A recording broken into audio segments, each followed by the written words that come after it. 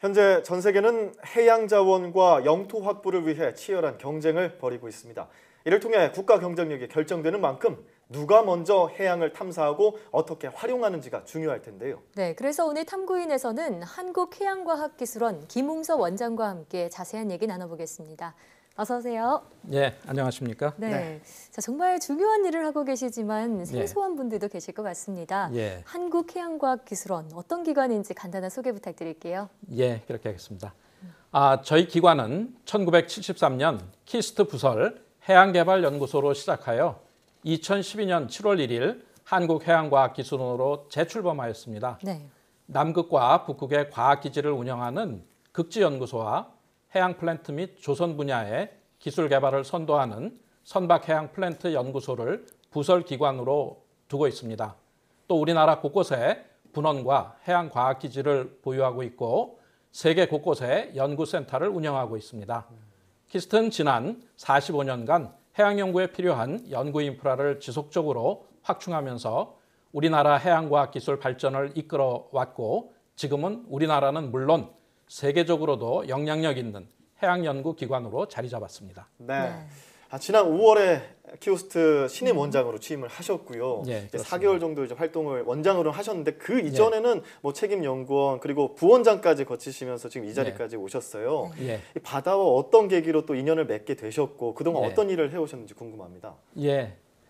저는 어렸을 때 프랑스 소설가 쥘 베른이 쓴 해저 이말리를 읽고 바다를 동경했습니다. 대학교 때는 이제 생물학을 공부했고요. 그러다가 바다 생물의 신비에 빠져가지고 이제 해양학을 공부하게 됐습니다.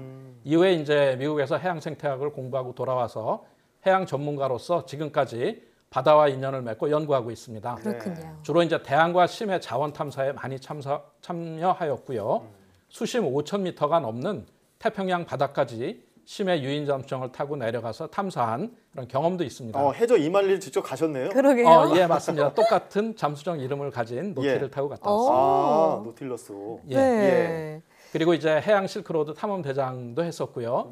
한국해양연구원 시절에 선임연구본부장, 또 한국해양과학기술원으로 바뀌면서 제1부원장들 다양한 그런 보직 경험도 했습니다.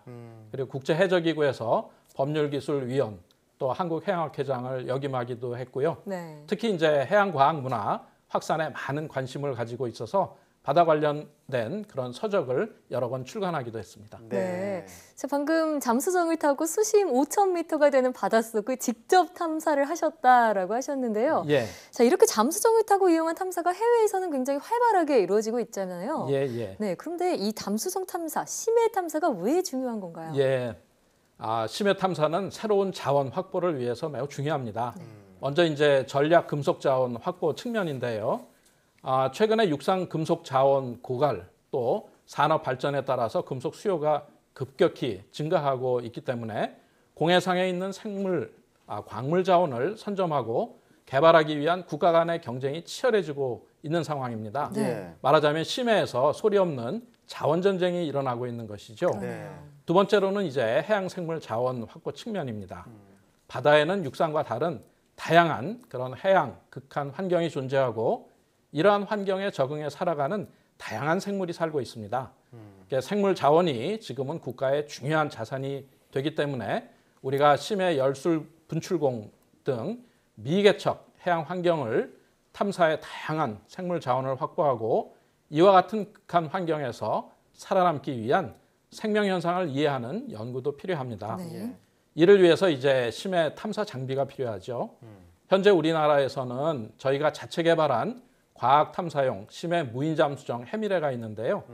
잠수정 건조 기술을 개발하는 것은 다양한 해양 산업의 원천 기술 확보에도 큰 도움이 됩니다.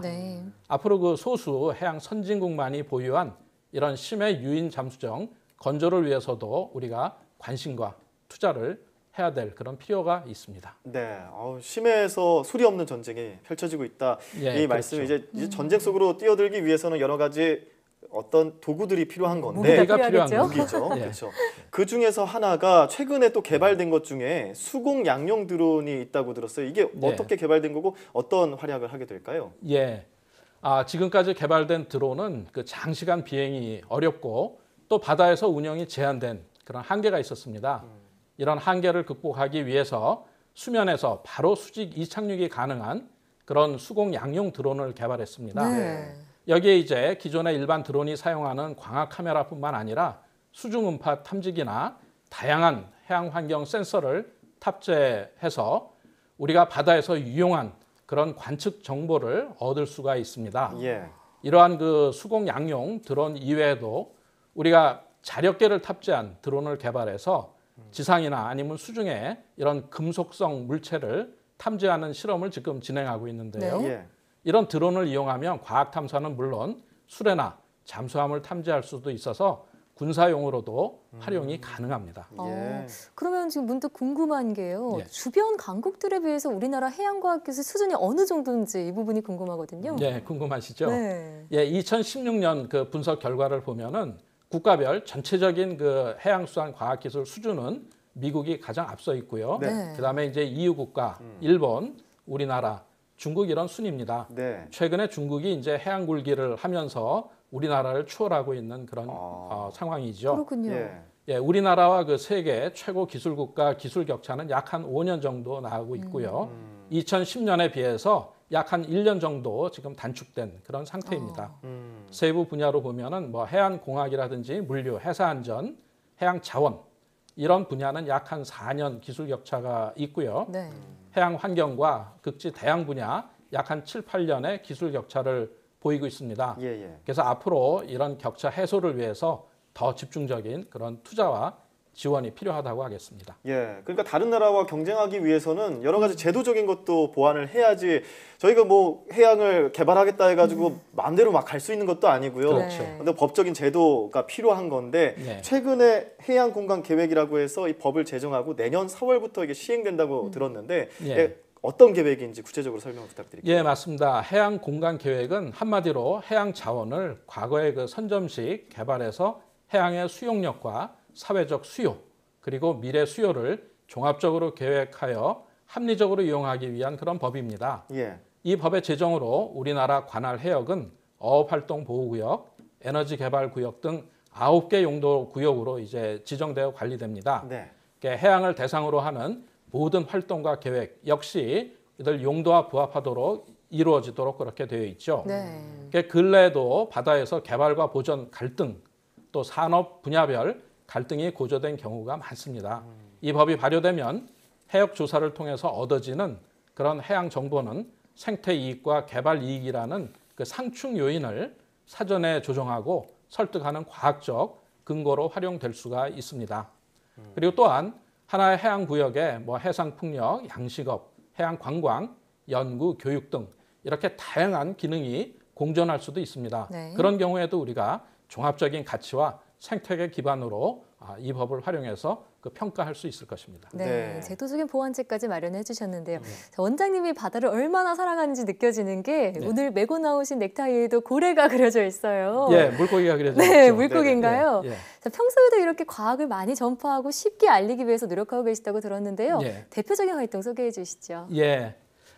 저는 약 넉 달 전 그 취임사에서 해양과학 문화 확산을 재임 중에 달성할 경영 방침의 하나로 밝혔습니다. 저희 키오스트에서는 언론을 통한 홍보 활동이나 다양한 그런 전시 교육 프로그램 운영 등을 통해서 해양과학 지식을 국민들에게 쉽게 친근하게 전달하기 위해서 노력하고 있습니다. 네. 그 가운데 특히 자랑하고 싶은 것은 해양문고 시리즈입니다.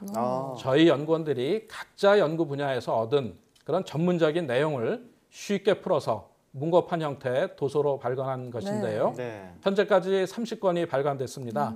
그리고 제 임기 중에 50권을 발간할 그런 목표를 가지고 있습니다. 예. 또한 이제 바로 옆에 그 국립해양박물관하고 같이 과학을 예술로 승화시킨 그런 전시도 계획하고 있습니다. 네. 네. 예, 앞으로도 계속해서 국민들에게 특히 청소년들에게 해양의 가치를 널리 알리기 위해서 노력할 그런 계획입니다. 네. 어렸을 때 해저 2만 리를 통해서 바다에 친숙해지고 또 가까워지고 지금 현재 거기에서 원장으로서 또 활약까지 하고 계신데요. 네. 해양 자원 발굴부터 뭐 탐사 그리고 이 문화의 대중화까지 바쁘게 활동하실 것 같습니다. 지금까지 한국해양과학기술원 김웅서 원장과 함께 이야기 나눠봤습니다. 오늘 말씀 고맙습니다. 예, 고맙습니다. 감사합니다.